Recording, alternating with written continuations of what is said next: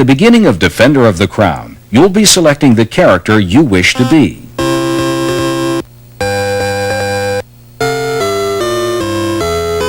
Geoffrey Longsword is a great swordsman, but falls short in other areas. Don't choose him as a character, but keep him in mind when picking a jousting opponent. You may be tempted to choose Wulfric the Wild because of his excellent jousting skills. Remember, however, that he's not much of a leader or swordsman. Pass over Wulfric the Wild for a better all-round character. Cedric of Rotherwood, on the other hand, is gifted in the areas Wulfric is not. He has considerable talents, but not in the right combination.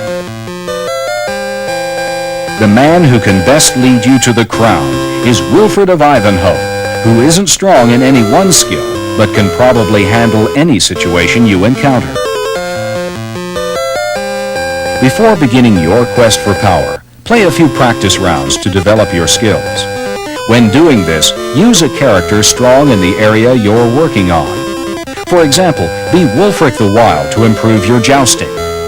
Choose Geoffrey Longsword to practice sword fighting. Read the map thoroughly to find out who owns each territory. Pay special attention to their strengths and weaknesses. You can increase your fame throughout the kingdom by winning the tournament.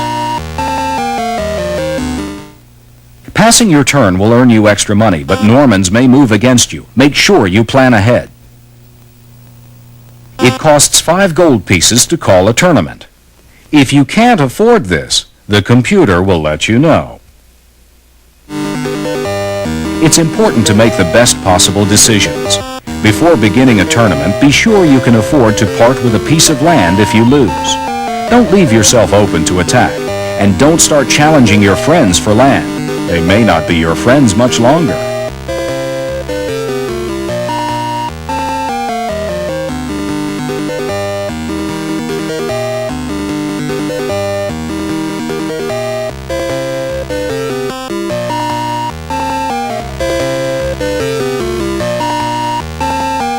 To be a champion jouster, aim your lance at the bottom part of your opponent's shield.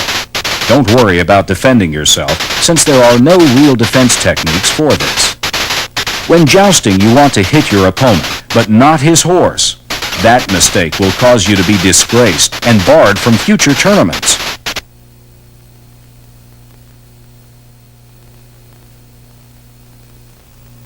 At the beginning, it's good to go ahead and claim as much land as possible. It raises your income and protects your castle from attack. When your mace is at this point, press the A button for maximum impact.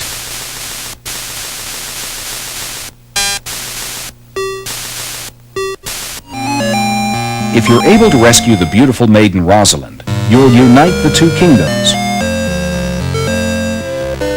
You need to have at least one section of territory besides the land that holds your castle. You can wager your extra property at the tournament. With luck and skill, you'll win your enemy's land. You can gain more territory around your castle, or you can claim lands that separate you from choice properties. When buying an army, spend your money on catapults and soldiers. Castles and knights aren't much help and will probably just slow you down. Get at least 3 catapults. There are 2 ways to attack a castle. A siege means you're trying to take it over completely.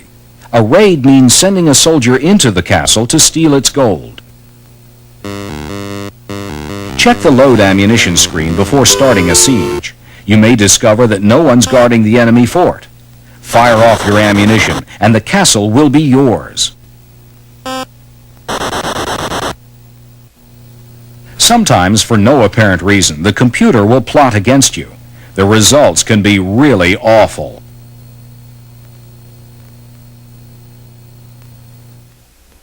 Select the Read Map option and point the arrow at your castle.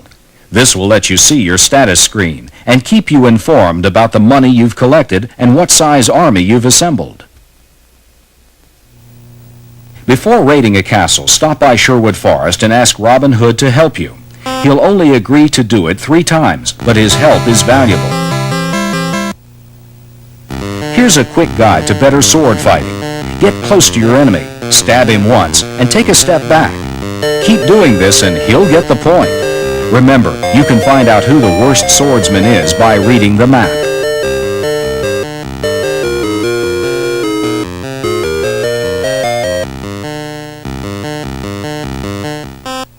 Keep a watch on the Saxons. They are your allies, but you need to make sure they don't control too much territory. If they do, you'll live to regret it. If your castle is attacked, defend it with a crossbow. Have a lot of soldiers ready so your life meter will show full strength. Move from left to right.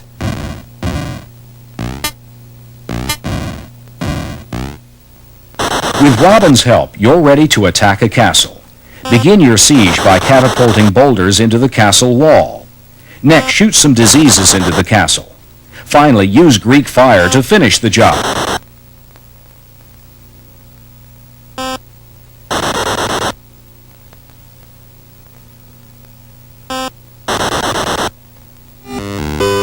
The best course of action here is to have as many catapults as possible and use the bombard command.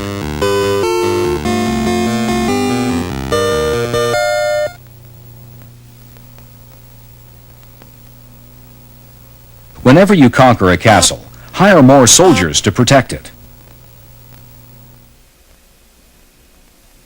Once more, the enemy is plotted against you. This time it will cost you half your gold. To get a head start on your empire, go after the lord who has the most territory. When you seize his castle, you'll gain control of all his properties.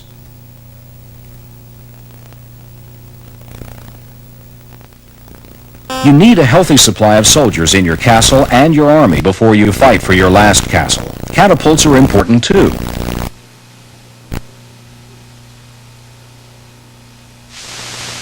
When you own most of the territories, challenge the other lords to tournaments.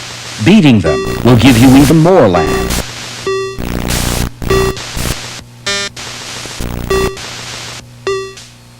The enemy has been crushed. The crown is yours. So ends the quest for the crown.